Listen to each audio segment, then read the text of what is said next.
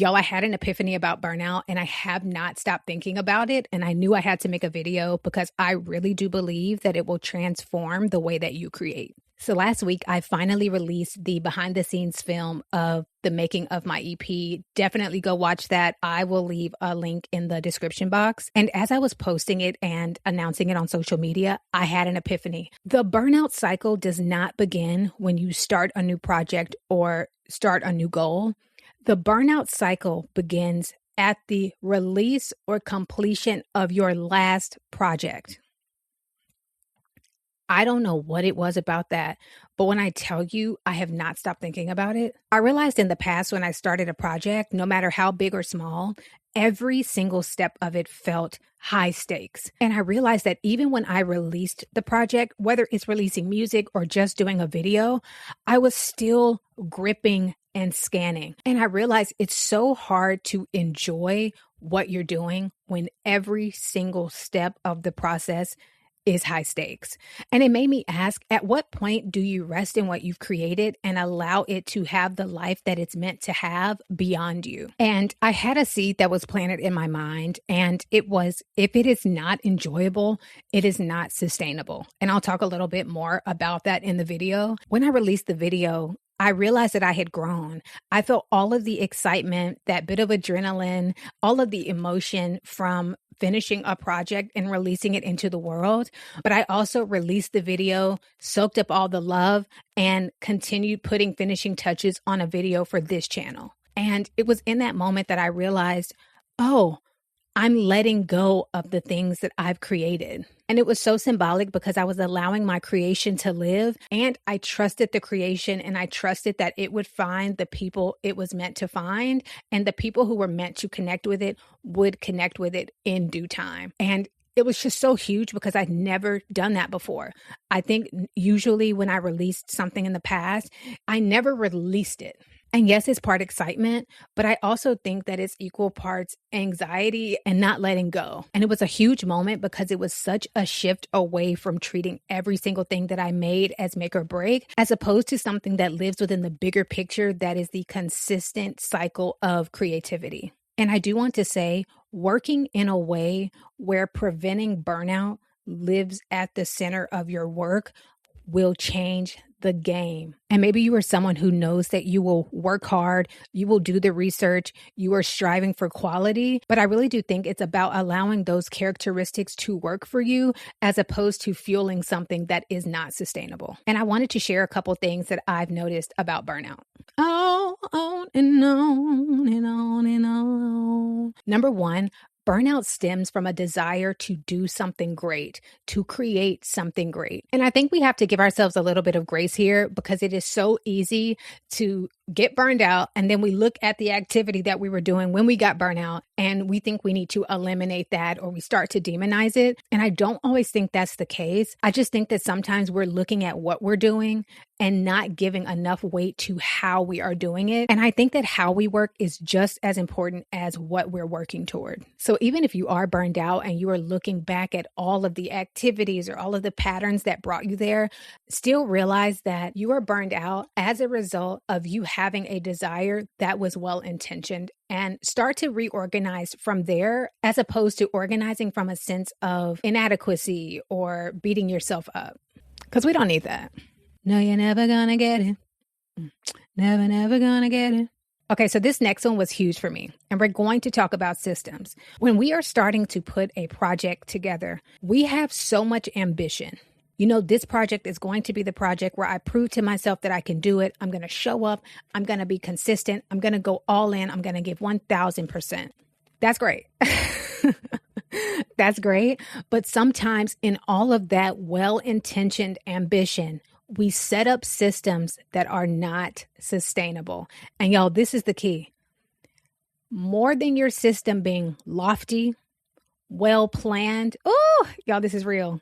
More than your system being lofty, being well-planned, being well-researched, your system needs to be sustainable.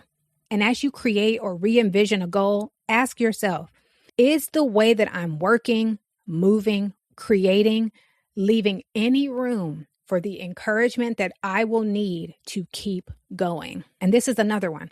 Does the way I'm working, moving, or creating leave any room for the encouragement that I will need to replicate this process? Because getting something done is fantastic. And I don't think that the journey ends there when we're talking about consistency. Consistency means being able to replicate your process again and again and again, being able to enact your system again and again and again. And I think that if your system is more sturdy, the more things flow around you as they inevitably will, your system will remain in place and you will be able to show up more consistently. And this leads me to my next point. You can work with yourself and have consistency. You can work with yourself and have consistency. It's like in order to feel like we have really worked and shown up at 100%, we need to have been fighting through something every single second of every single day. And it's just not true. It's not true. And I think that that mindset is what leads to burnout. You can work with yourself and get your work done. And I think it's important to actually make room for fluctuations. Make room for the fact that your mood will change. Your energy levels will change.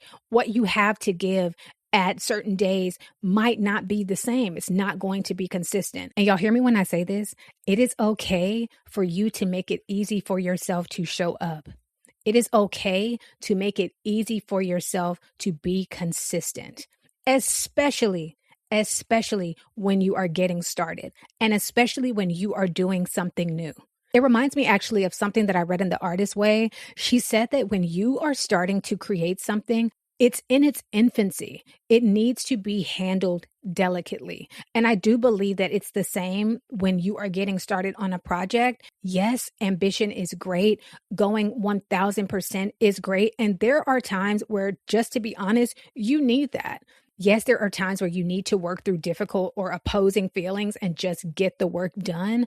But I also think that there is so much room to create ease in the process that actually will lead to wanting to show up and to being able to show up more consistently.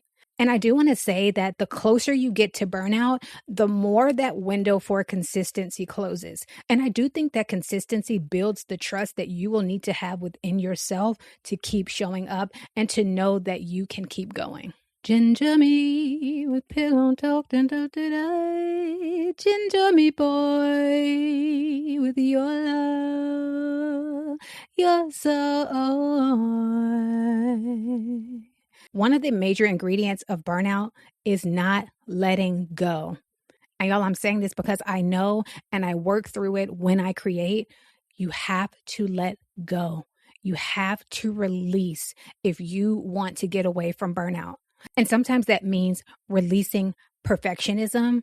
Sometimes that means releasing the reluctance that you have to start. You have to let go. And I do believe too that you also have to know when to release the project that you've made and realize that it is just one creation in what is hopefully a very fruitful cycle of you creating more and more as you grow, and knowing that things are always going to change. You can always go back and reinvent, update, change this, edit that. And I do think that if you have a true desire to create a goal that you want to meet, centering consistency for a season will really give you the foundation that you need to build trust, to invent, to play, to explore what you like, to explore your own point of view. And that's just so necessary if you want to get where you're going. Being more intentional about burnout has truly revolutionized the way that I work, and I hope that it helps you be consistent in whatever it is that you want to do as well. And I also want to say that the topic of burnout has been on my mind so heavily. I want to continue the conversation next week, but I'm going to use real life examples of artists who have experienced burnout in the past and artists who recently spoke out about experiencing burnout. I just think it's important to recognize that burnout is so much more common than we think, and also to see how other artists respond to burnout and how they bring themselves back to center. But yeah, that's it. Love y'all. You are the prototype. I think I'm in love again. Shout out to Outkast.